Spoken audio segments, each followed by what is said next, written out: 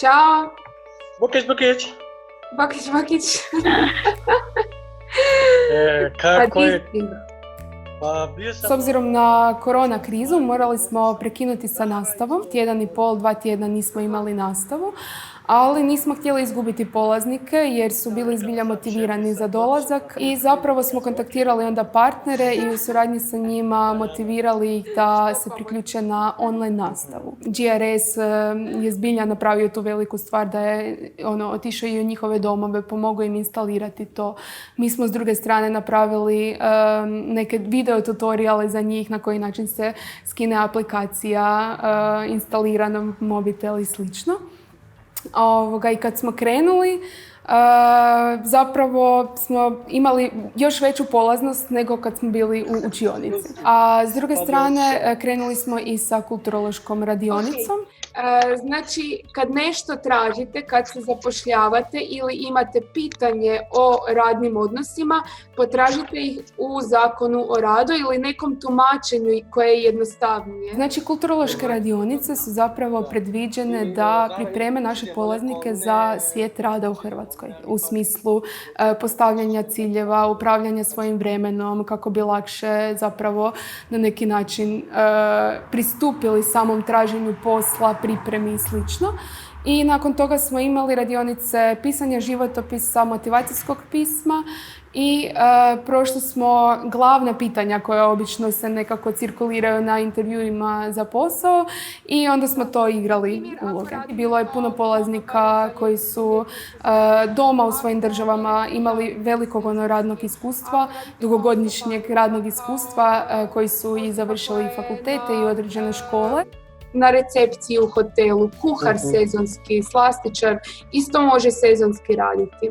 Znači, to su poslovi koji se mogu odrađivati. Iznenadilo me njihovo iskustvo rada u njihovoj matičnoj državi i iskustvo percepcije poslodavca i zaposlenika, taj odnos između poslodavca i zaposlenika, jer sam dobila od njih puno povratnih informacija da su imali ponekad bolje uvjete nego što im se čini da ljudi i žene imaju ovdje u Hrvatskoj. Svjesni su oni gdje su došli i na što su došli i s vremenom upoznaju naše nekakve obrasce ponašanja i radne navike i slično. Tako da mislim da nemaju nikakve iluzije u tome, nego se zbilja pokušavaju na neki način integrirati i prihvatiti to što ih je dočekalo ovdje. On misli pitat koji cijena za ovaj preko vremena, jer će biti taj sat isto kao normalni sat ili treba biti, duplo?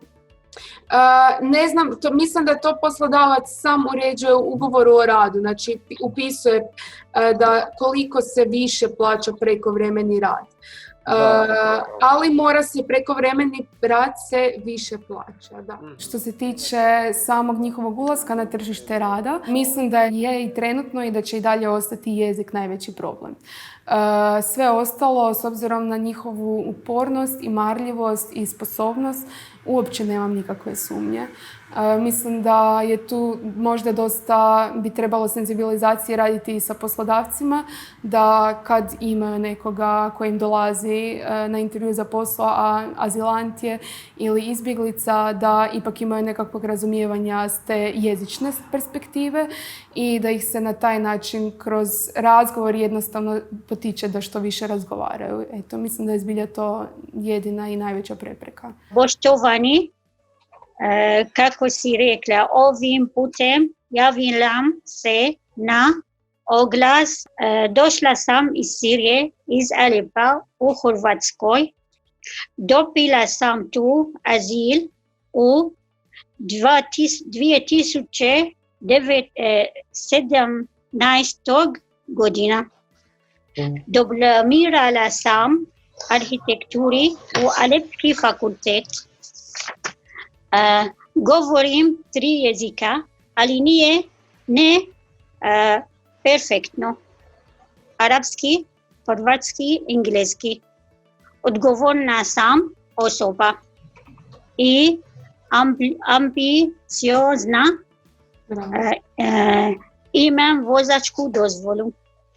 Jako volim pomagati, pogotovo onim kojim pomoć treba. Super. To je. Odlično, bravo, svaka Super, čast. jako dobro. Svaka Dobro. čast. Odlično, odlično.